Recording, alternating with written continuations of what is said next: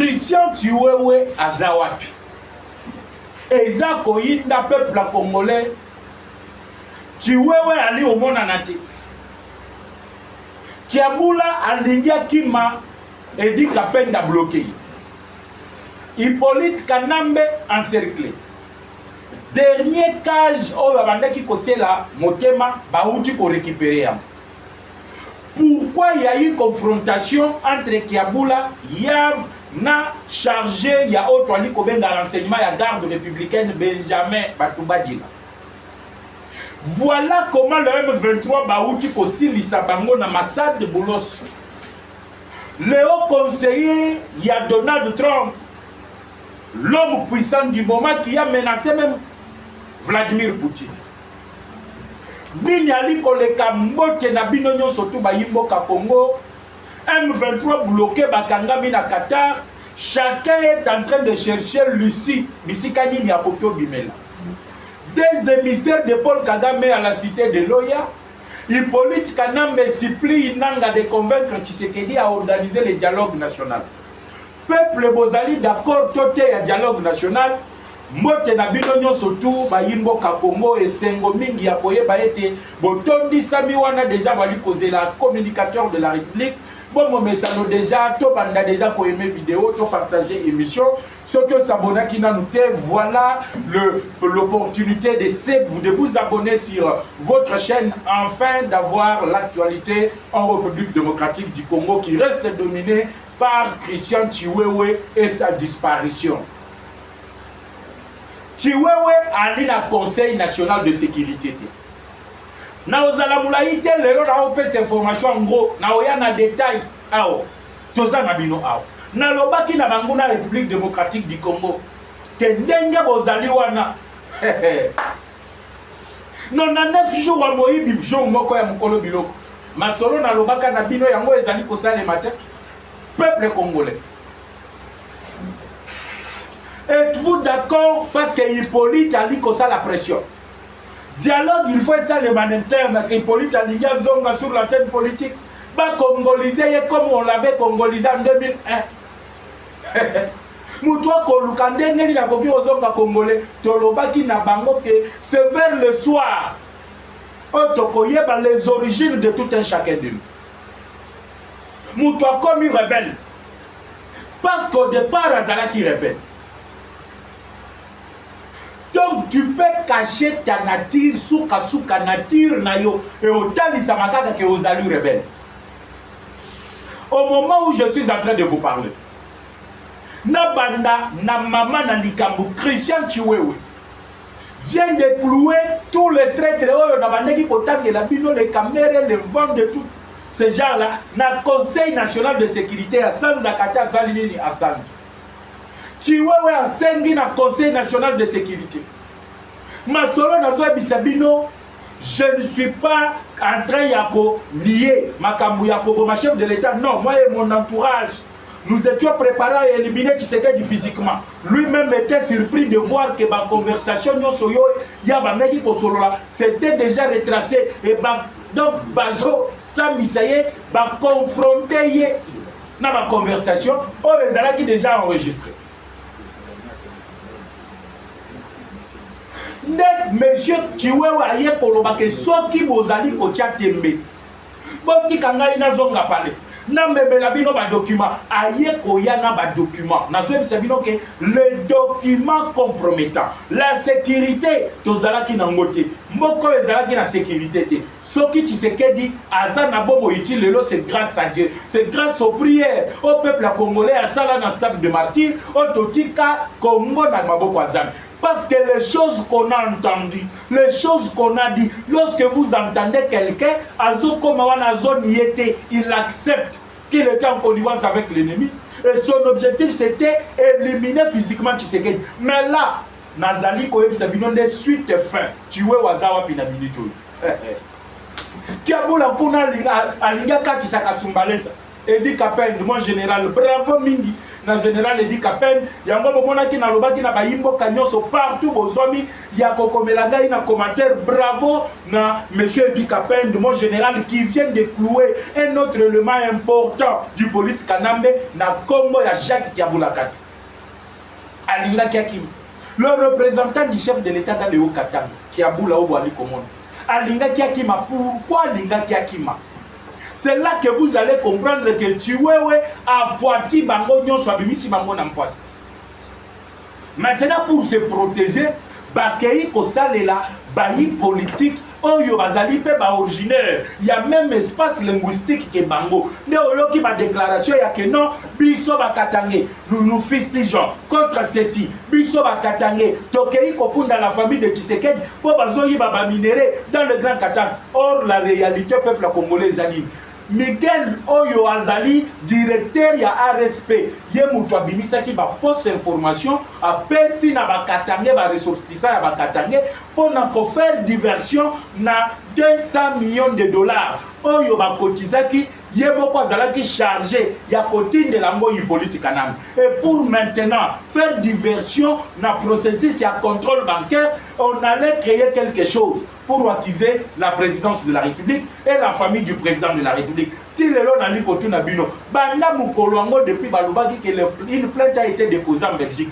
Tilelo tozali koyeba ici na bisika plainte koma ezali komona na te. Zokande Hippolyte Kanam, Miguel ya RSP, Jacques Kiabula, le Fifi Masuka, et nous sont nombreux Oyo Batangi Bakombo qui sont déjà ici. Je vous affirme que Fifi Masuka Saïni, ce week-end, elle sera ici à Kinshasa. À Koya, dans le cadre de l'équipe Naïra Simba, mais elle va rester ici. Bokangada Tialelo. On ne peut pas confier le poste de responsabilité à deux gens.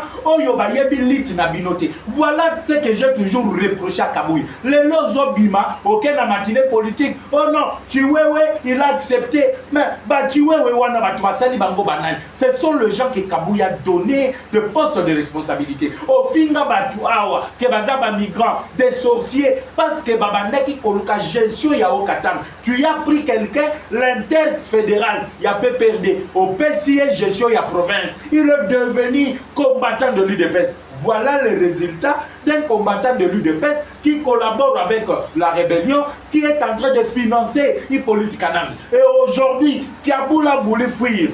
Tikana n'a pas tapé cette place. Kiabula a voulu fuir. Akibanaya Kotaka Kazambi. Kiabula Oko Kimate, on n'est pas dans un moment où tu dois fuir. Bravo na Kapende parce que ceux qui Kapende te kuna na ebite ero ba miyibi nyoso na basiba bima ero ba tunyoso na basiba kima. Kiabula vient d'être bloqué par le général Edi Kapende. Arrêtez bâtir un avion direction Kinshasa. Alinga Kota Zambi a rejoindre Hippolyte. Pourquoi il a voulu fuir? C'est là que vous allez comprendre que est-ce que Yena Chiwewe était de mèche. Parce que Chiwewe nde mutoye koyebisa Conseil national de sécurité CNES que ndenge bokaninga ao na okufanga mokote bokita na Katanga. Prenez les documents. Tala ba minduki oyo ezali na décave oyo ezali na partie sud-ouest ya Kashamat. Regardez ce qu'il y a, un armement, l'arsenal militaire, voire même que armée na biso ezali na ngona Katanga te. Na kati ya cave ya Hippolyte Kanam. Zokande Hippolyte azalaki na objectif ya kozwa Grand Katanga et ça devrait être un coup fatal. Balinga ki ba éliminer Edi Kapen, mais bato yo ba utilisaki ne ba kweyaki na propre piège na bango oyo batandelaki Edi Kapen. C'est ainsi que Kiabula n'a pas été mis dans l'avion seul. Il a été mis dans l'avion avec celui qui est le gestionnaire Yaba Frontière parce que abandaki kokima avec la collaboration ya gestionnaire Yaba Frontière du côté de Kasumbalesa. Bango nyonso bekolo kraka bakangi bango direction Kinshasa muto oki mate tozali na bino awa boko samba et chacun doit répondre de ses actes. Chiwewe lobby. Tala document. Tala baka bezali na Kashamati. Ba memi Chiwewe tina Lubumbashi. Tina niveau ya Kashamata. C'est à partir de là qu'il a voulu fuir Yena Kiaboula. Mon général le dit, Tokoton d'ailleurs, Tim ou Koloto Yoka Kemutema Nabiso, et c'est Peli na ba merci Topesio. Ce qui yote, Ero Tolinga Kito Yoka Ke, Chiwewa Zana Gom, Kiaboula Zalina Gom, grâce à Edi Kapel. Benjamin Batouba Dila, chargé à renseignement et à garde républicaine. Regardez comment le président de la République Azala qui n'a insécurité totale. Quelqu'un qui est chargé à renseignement, donc il fait le renseignement et le contre-renseignement au niveau de la garde républicaine. Et la garde républicaine est allée unité spécialisée pour la sécurité ya mokonzi ya mboka ya famille na ye na ba auto invité ya tata mokonzi ya école. Mais muto aza chargé ya renseignement na contre-renseignement asi atiela ki mokonzi ya mboka manyo. A recruter batu ba sniper, ba remplacer ba oyo, il fallait qu'il va monter garde la nuit, il y a de cela 2 jours, ce qui veut dire 48 heures au niveau de la cité de l'Union africaine. Talandenge bali kosuka. Qui pouvait s'imaginer que Batouana Bakoka qui s'effondre dès que Bazali s'effondre. Voilà la réalité. Yamasolo ya Chiwewe, Tokomi Nangoa. Le Chiwewe a été amené jusqu'à Lubumbashi. Batali kaka oto zali kobenga bakave non Hippolyte Kana Mazam Doki ba imboka Congo soto boni muto zo ebisa yo Kabila il faut zonga na pouvoir muto na zali mama na Ndoki muto akozwa peza libanga okangie singa botieye libanga boke ko baka ina samai Kabila Zandoki Kabila Bomimboko na ndenge moko akosakana te. Cette personne au bozomona le gens oyo bazwa kambongo à Hippolyte oyo ba se retrouva na Hippolyte bazo senga le retour de Kabila. Et moi j'ai posé la question, qu'est-ce que Kabila a oublié pour tazonga lelo aya ko récupérer yango. Kabila oyo nous l'avons tout donné. Kabila topesa nyonso aya kisa mande fazo mande fo Congo. Il est venu en comment papa au Congo. Il est venu célibataire en comment marié au Congo. A botola biso moi si na biso de kona biso moi si Olive Lem a comment moi si naï. Hippolyte Kana Mboyi. Le vieux au Congo bila yewana tomboki. Abandi ko bimisa ba vérité oyo ngai na loba awa batu ba traiter ngai ya tribal nazali contre les Katangais. Moi je ne suis pas contre les Katangais. Les Katangais ce sont mes frères. Et nous sommes dans l'obligation d'être avec eux comme tels. Ils nous sommes nos frères, ils sont des Congolais, des citoyens qui ont le même droit que nous. Mais on ne peut pas tolérer que certains notables Katangais ont assoiffé de l'argent. Bakende ko manipuler bande ko na biso pour na ba propre intérêt na bango. Et ça ne passera pas. Donc Monique Chiwewa ke asilisi donc babimisi biloko to ezalaki na kati ya cave. Ne tension ye kokota entre Paul Kagame na Hippolyte Kana. Tension ezali entre Hippolyte Kana na Paul Kagame euti wapi. Kagame asiliki makasi yebisaki Kabila ke yonde il faut mener ba makambo ezali kosalema dès le départ. Mais pourquoi otindaki Nanga? Nanga premier objectif il a échoué. Deuxième objectif il a échoué. Le troisième cartouche etikalaki et simbité. Pourquoi? Parce que Chiwewe mutu il fallait qu'il va utiliser bauti kokangaye et il a tout avoué. Il n'a même pas nié, il reconnaît tout. Il reconnaît. Ce que bato bazolo bawani na kotu na bino mutu. Bino batu bozolo ndanga. Tango Tshisekedi abandaki komatisa Christian Chiwewe bagad. Étoile moko mibale misatu akomina chef d'état-major général. Tango Tshisekedi abandaki komatisa ye wana abandaki komatisa ye parce qu'il était Katangais. Ou bien abandaki komatisa ye parce qu'il était militaire. Parce que Azali ko mérité. Bato bazolo il y a le tribalisme. Est-ce qu'à l'époque là bakokaki koloba penza ke Tshisekedi ali ko matisa bakatangé grade mbangu mbangu. Voilà comment tozolo kota bango. Voilà comment chacun est en train de payer. Bakofuta kaka ndenge na liko yebisa bino, baliko kweya pe kaka ndenge na bana ko yebisa bino. Na lobaki na bino que zete ba mateli ko zala zete o bakokitela. Bango bakomi kokita te. Des émissaires de Kagame séjournent ici. L'ancien président éthiopien Azali Ao, na message à Paul Kagame. Tocha nase, tokocha nase te Kagame to zelayo na veille à mois de juillet na Washington, na bureau ovale, na maison blanche pas à Donald Trump. Trop pour le lo à lobby. Boulot a mis en garde, ba aventurier au bozali comme na Qatar, ba leli, ba bloqué bango, ba kangi bango. Et chacun commence à chercher Lucie. Ici naye, akimela wapi, akende wapi. Makamboyin, pas d'amnistie. L'intégration sera traitée cas par cas. Chacun doit répondre de ses actes. La communauté internationale inflige des sanctions. Namutu selo ba makambouya asani. Kala lelo nenge bakoni kolela. Nalobaka na bino awa. L'Adolf Hitler moderne. Aosuka kaka ndenge Adolf Hitler ya kala asuka. Adolf Hitler asuka ndenge nini? Asuka ye mon côté. Isolé de tous à se retrouver lui seul. Et il s'est tué. Kagame a commis Boma. 2 émissaires. Atindia ou pas ya Tshisekedi Tshilombo. Félix Antoine. Fachi Beto. Le président, la grande taille du pays. Aboyi Koyamba, présidente éthiopienne. Ah ouais. Badiameli Bakei et pas Yasumino. Oh non, nous sommes venus, na compte y a paix, il faut qu'il y ait des hommes. Mais elle était venue à envoyer avec un message spécial de Paul Kagame et pas Félix Aboyi. Direction Tokozana na Washington. Arrêtez les distractions. Donc, dès Bazawana, Likambwa Tocha na Seto Bomamoto, to trouver la solution à l'Africaine des athées. Cette guerre, cette barbarie, a duré pendant plus de 3 décennies. Totikala komona la réglementation du conflit à l'africaine. Et tikala osale matin. Le lobozo mona ambongo. Je vous ai dit que ambongo a kolela et a bandi déjà kolela parce que Trump a outaki kobenga le pape et le pape a appelé ambongo. Nini ekombeli ambongo nazali kozonga la deuxième émission.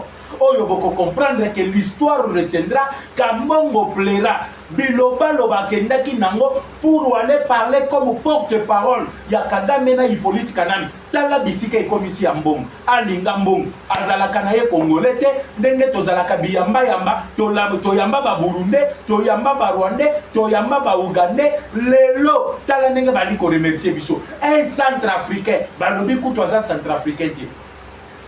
Ambongo. Jean-Pierre Bemba doit nous dire la vérité sur l'origine de Ambongo, parce que la peur, Congo, donc malheur, la peine que nous sommes en train de voir, l'église catholique y donc contribue. Les lobes après l'église catholique, c'est la politique. C'est Tshisekedi. C'est le régime. Il ne prêche plus la parole. Au moins, il y a différentes déclarations. Bango tu bazolu ka fatiandi makaka dialogue esalanidi esalima. Soki dialogue esalemi, batu wana ba se retrouver. Bango bazali na babiloko balaki bango. Balaki bambongo. Balaki bashole. Balaki fulgurance mute. Nde omoni traître mususu wa Burundi ake kuna ake kokumisa monsieur Emmanuel Macron. Oh non, monsieur Emmanuel Macron, biso ba Congolais, nous te sommes infiniment reconnaissants. Ndenge bokoti makambo a guerre, tokomi komona guerre ekosira. Emmanuel Macron akota guerre wapi? Poti kalukuta.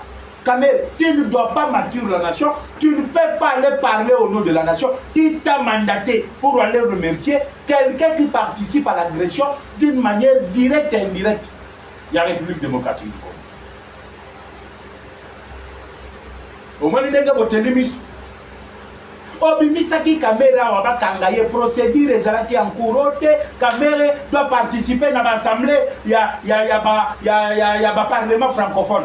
Biso ba Congolais, qu'est-ce que nous bénéficions dans la francophonie? Qu'est-ce que la francophonie a fait? Bozui, le secrétariat général, un pays agresseur. Marie-Ange Mushikiwabo est une Rwandaise. Le Rwanda d'abord n'a pas le français comme une langue officielle. Le Rwanda utilise l'anglais. Mais comment prendre le secrétariat? Il y a francophonie, bo pesi na Rwanda, mais bozo benga Vital Kamerhe a kende ko participer na babilo ko wana. Pour nanini parce que pression ezalaki déjà makasi. Makambo chiwe oyo et yesima ya audition ya Vital Kamerhe na Conseil national de sécurité. Voilà pourquoi Benjamin Batouba Dila a sacrifié Tatou Vitalo. boyebi masolo ya Marcel Malangi. Mais muto edaki bango yango bauti kokanga ye Benjamin Batubati chargé ya renseignement ya garde républicaine. Atanga Kakamere te asali nini atangi. Chiwe watanga Kakamere te asali nini atangi. Yav Kabe yatanga Kakamere te asali nini atangi.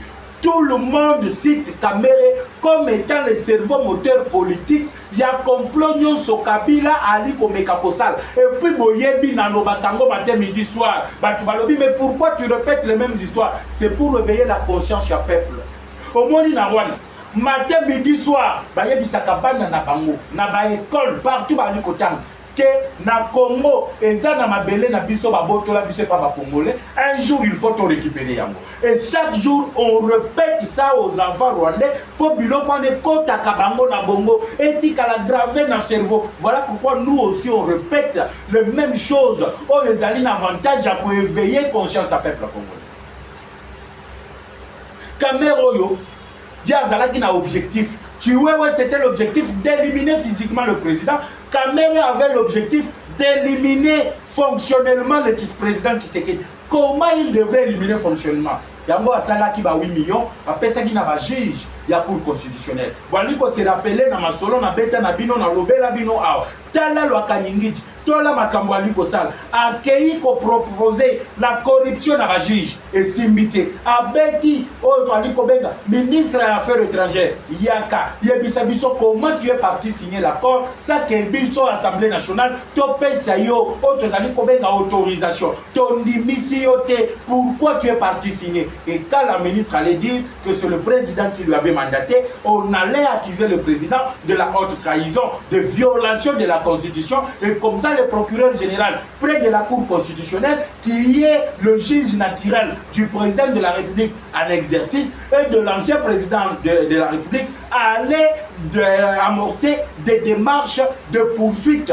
pour poursuivre Félix Tshisekedi et être démis de ses fonctions. Et quand Tshisekedi allait être démis de ses fonctions, c'est ça Maloukonde qui allait assumer l'intérim et l'organisation des élections allait se faire dans le 6 mois. Tous ces Français, pays surtout allaient financer. Pour l'élection Salima et Hippolyte Kanambe était candidat. Yango Bomonaki Kagama Bandeki Koluka. Oh non, il faut que Kabila doit regretter. Attends, Bandeki Kosa l'affaire, Bandeki Komonaki Sali, une belle affaire. Non. Tout ça, c'est parce que Kagame a dit isolé. C'est parce que Kagame se retrouve coincé. Et il ne comprend pas de quelle manière il peut s'en sortir. Mais dès qu'il s'en sortir, le peuple congolais, il commence les attaques. Bravo la Félix Tshisekedi. Akangi na ye monoko mwana bato. Yango na lobaka na bino ke muto batami aleki muto azali koyambangu na mayeli.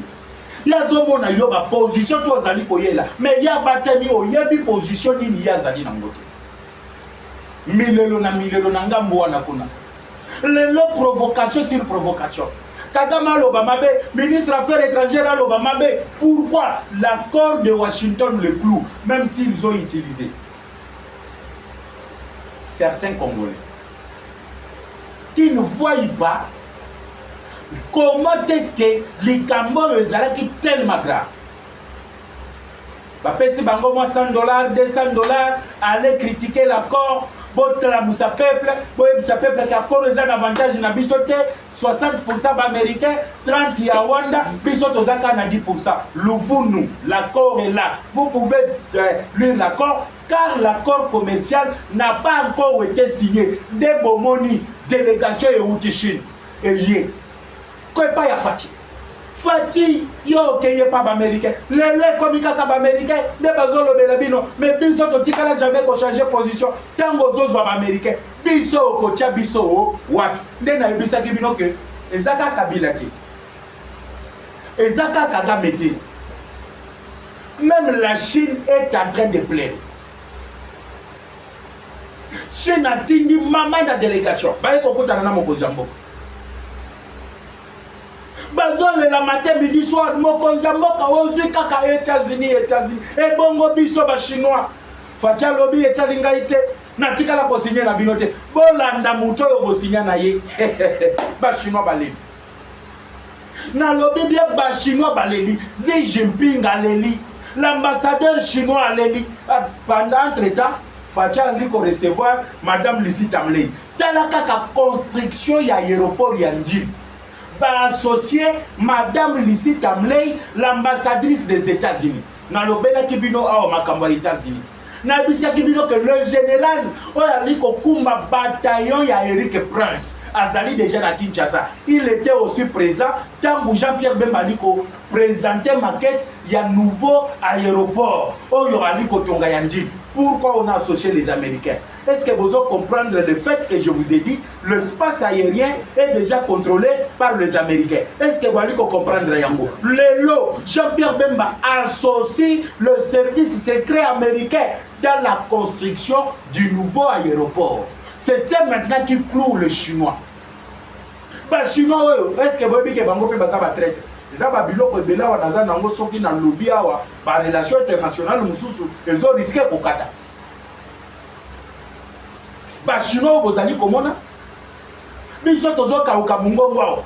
Tozana drone, CH-4B, Bachino batekeli biso ba drone, Bachino batekeli biso ba missile, Bachino batekeli biso ba bombe, Tozali na centre de coordination ya opération o baliko benga na armée CCO, oyo Bachino ba pesa biso, zo kande Bachinois bachela ki biso nde manyoko na mai. Ndeko vous confirmez? Oui monsieur. Comment bachela ki biso manyoko na mai? Wana ozali ko aimer émission, ozo continuer à partager l'émission. Qu'est-ce qui arrive dans le bateau, dans le bateau? Tango bango batekeli biso CH-4B, basé l'anti-drone wana. Anti-drone l'idée le bani. Donc l'autre matériel militaire capable d'intercepter le drone tiré CH-4B wana. Batekeli yango Rwanda. Rwanda zui apesi na M23. Tango biso to sale la drone wana kuna bazali koboyi. Kuna bali ko contrecarrer biso. Ba français ba memeli yango oyo tozali kobenga les bruyères. Donc Sukhoi soki mati bango ba activer bruyère. Moyen Sukhoi repérer les bases de données oyo ba pesa pilote ezalité. Pourquoi? Parce que bango basi ba pesa bango ba bruyère, bazali ko brouiller le système de repérage. Peuple congolais. Il est temps de nous éveiller. Ezalaba chinois, ezalaba français, ezalaba ougandais, ezalaba burundais, ezalaba bikolo wana nyonso twali ko partager na bango frontière.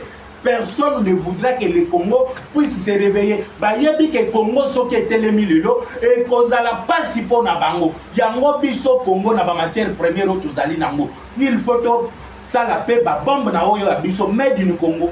Pour ceux qui Rwanda yebi déjà que au Congo, Satan 3 ezali, ça sera difficile au Rwanda d'attaquer le Congo. A yebi que en un clin d'œil, on peut nous éliminer sur la carte géographique. Nous avons toutes ces matières. Nous avons tous ces minéraux stratégiques. Qu'est-ce qui nous manque? L'expertise. Et l'expertise, on nous l'amène par les Américains.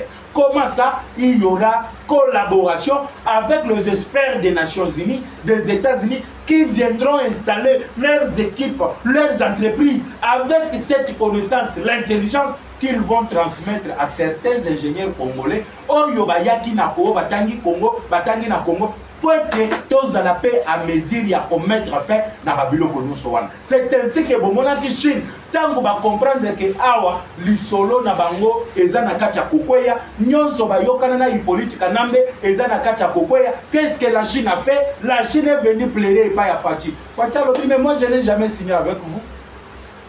Je n'ai jamais signé avec. Tu sais que ya obomisa batu.